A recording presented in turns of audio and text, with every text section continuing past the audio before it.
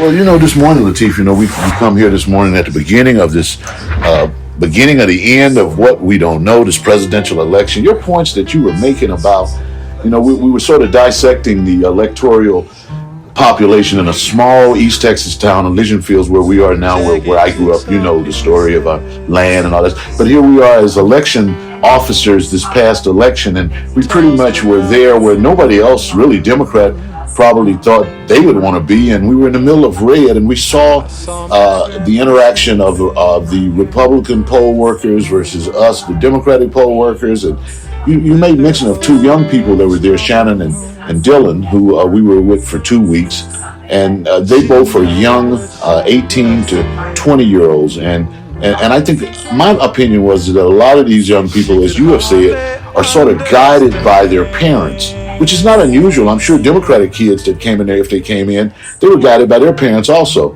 But I think your point that you make about how when Dylan and Shannon go out into both seem to have aspirations of not wanting to stay there in East Texas and Elysian Fields, and so during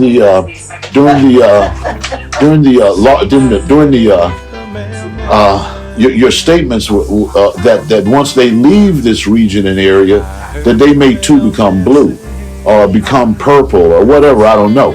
But I think we both agree that what is happening and what happened in this election all over the country is that the more urban and suburban an area was, the more likely it was to be blue. And that the more rural the area was, the more likely it was to be red. And I think you see that from a demographic point of view, that people are, the demographic shift also is very obvious, because in Texas, from 2016 to 2020, 2 million people moved to Texas from New York, Los Angeles, Illinois. And, we say, whoa, here come them liberals. Well, stop. Maybe they weren't liberals. Maybe they were the conservatives getting the hell out of California, getting the hell out of New York. The young man that came in where his parents were from Buffalo, and he had the Buffalo hat on, I think you might remember, when he voted. And I asked him, how are you a Buffalo Bills fan in East Texas? And this is where my family's from, Buffalo. I think, just this morning, that's why I wanted to record this, because for so many times, Latif, during this election process, we haven't stopped to document and archive. And, it's so very important to our point, to our Leffall Group, what we're supposed to be doing. People want to know this kind of dialogue that is from previous experience, not from just what we just jumped up this morning and started talking. No, we didn't. We have real background. You have real background. We're positioned, I think, right now in this period of time by the powers, the forces, the gods, the God that be, to have me and you here. I mean, right now with some, I don't know,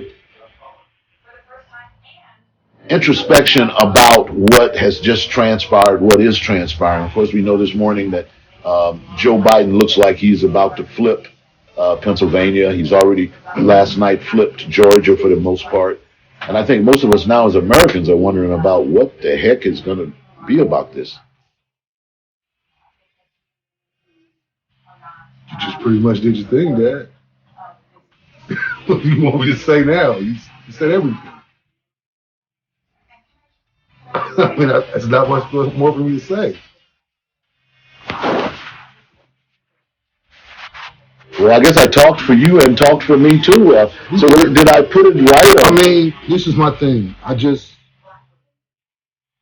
I'm hopeful, but I'm skeptical.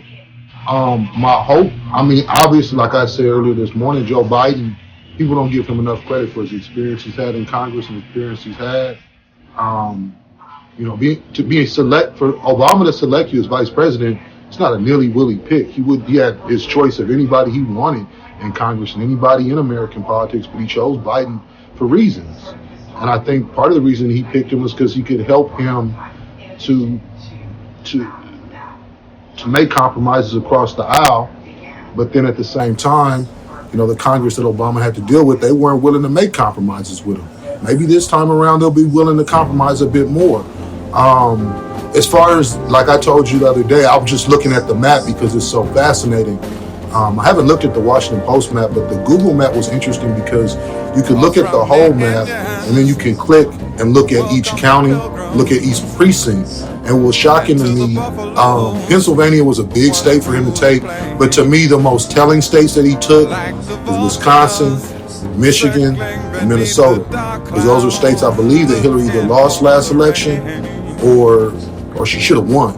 Well, Wisconsin she lost, and in Ohio she lost. Well, Ohio is important to me because Ohio, there's rural parts of Ohio, but there's really big metropolitan parts of Ohio, like Cincinnati, Cleveland, Columbus. These are big cities.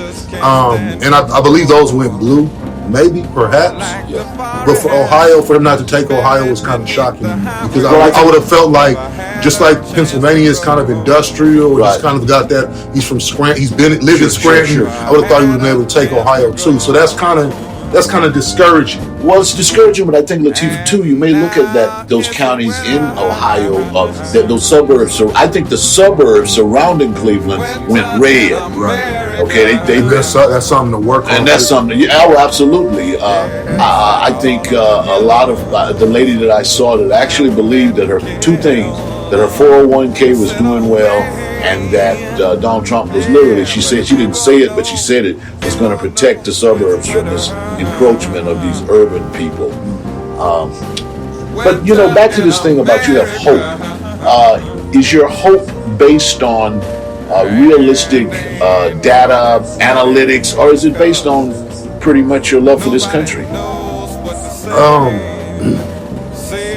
I think part of it is I have a love for the country. It's like I sit around and watch more documentaries on history than most, but also like when you watch anything about history, read anything about history, I like how it's incremented and it's time oriented, and times are changing for a certain demographic of the country.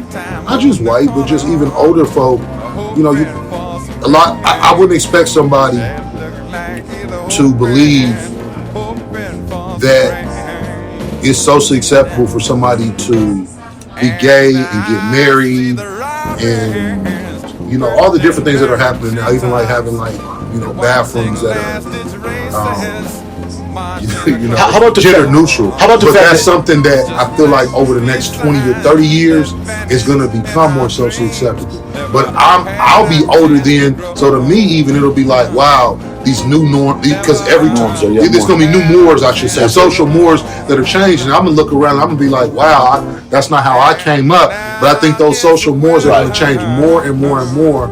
And the people that either supported Trump or during the protests were so anti-Black Lives Matter, I feel like over time they phase themselves out. So that's the hope I have, but that's not something I feel like I'm going to see before I'm out the mix. Well, don't think you may not, because another thing that just stands out there is that this country Delaware just elected the first transgender person to go to Congress. Right, and that's beyond gay. I'm saying that's like a step, right? Yeah, well, and that step is going to continue, but it's going to take years. Like we talk about the Black Lives Matter, or you discuss, things you've seen as far as, or what you've seen as far as the Black Freedom Movement. Young people want things to happen right now. Right. That immediate gratification. Sure. And that's just not the way change happens. No. Change happens in increments. That's right. The Black Freedom Movement was incremental from, say, Reconstruction. Sure. And each era had its own little progress. Absolutely. And I feel like that's not just with Black Lives Matter. I think that's with any kind of change that we want to see for, the young people that are coming about, is that it's going to take time. It's not going to be, this is great that you wake up in the morning and know that Donald Trump is closer to going to prison than he was the day before. But I think like actual fundamental change is going to take time. But this year has been so wacky and so crazy and so frightening to everybody that I think change is on a closer course than it was, say, a year or two ago, 5 years ago. So that's what my hope is that at least people have their eyes open. They're not as blinded as they were, say, a year or 2, 3 years ago. Right, and when this immediate gratification thing, it's sort of a childlike thing because anything that, and I think Dr. King and many great men have said, anything that's lasting is a long